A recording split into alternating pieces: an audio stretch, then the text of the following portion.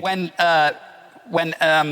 the word was out that David Lee Roth was putting a band together and he was looking for a guitarist, I mean, it was probably the most coveted rock guitar position being... Well, it's like being knighted or something. Yeah. And I was in my little apartment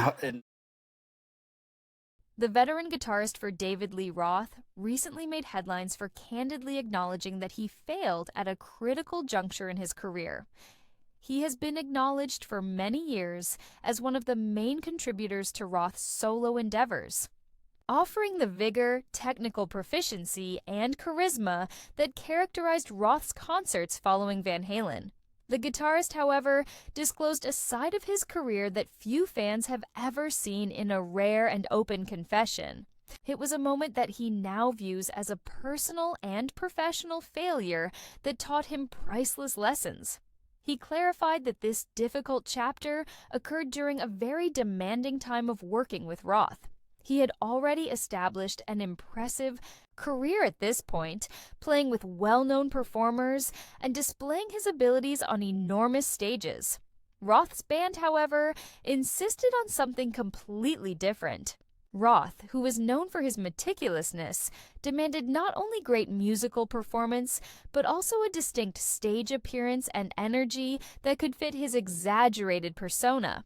Even for an experienced musician, it was extremely challenging to capture the essence of Roth's performance, which went beyond simply hitting the correct notes. In an unexpectedly candid moment, the guitarist said, "I didn't succeed. I failed to meet the expectations placed on me." In the music business, where image and reputation can take precedence over the facts, this type of openness is uncommon. He showed audiences that even successful musicians experience disappointments and self-doubt by sharing this narrative, giving them a behind-the-scenes look at one of rock's most iconic groups. He explained how the high standards soon became an internal conflict.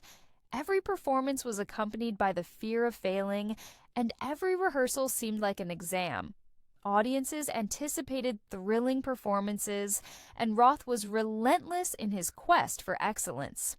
The pressure was unlike anything the guitarist had ever encountered. Instead of boosting his confidence, it increased his uncertainties and made him doubt his skills. He admitted that the last factor in what he views as his failure was a mix of outside pressure and internal uncertainty. The guitarist stressed that the experience taught him more than any achievement could have, notwithstanding how challenging that time was. He considered how, despite its sorrow, failure served as a springboard for development. It made him face his shortcomings, strengthen his fortitude, and realize that failures are a necessary component of any creative process. This time in his life turned out to be pivotal, as it ultimately influenced the course of his career and gave him a fresh perspective on music. He claimed that playing in David Lee Roth's band was both an amazing honor and a huge task. It gave him the opportunity to help create something legendary, but it also revealed the boundaries of his current skill set. Despite calling it a failure, he now sees it as a crucial teaching moment. He was forced to hone his skills, reconsider his strategy, and come out of the battle stronger and more assured as a musician. This admission might surprise long-standing followers of Roth and his band. Rock and roll's story frequently emphasizes victories, extravagance, and fantastical characters. It is uncommon for musicians to come forward and be so transparent about their vulnerabilities. The guitarist humanizes the fast-paced world of rock by being open about his flaws. This serves as a reminder that, like everyone else, musicians struggle with uncertainty, fear, and mistakes behind the stage lights and packed venues. Roth has a well-known reputation for challenging his bandmates. It contributed to the impact of his solo endeavors and the inimitable nature of his live performances. Those expectations became a source of great pressure and inspiration for the musician. It is an act of bravery rather than weakness for him to acknowledge that he buckled under that weight, underscoring the frequently unseen difficulties that artists have on the backstage. Crucially, failure is not the story's conclusion. The guitarist persisted in inspiring audiences worldwide, playing and recording. His contributions to music are still important, and his legacy is made more genuine and profound by his readiness to face and discuss his failures. Fans now have a more complete picture, not just of the accomplished performer on stage, but of the human being navigating doubt, pressure, and the struggle to rise to an impossible standard.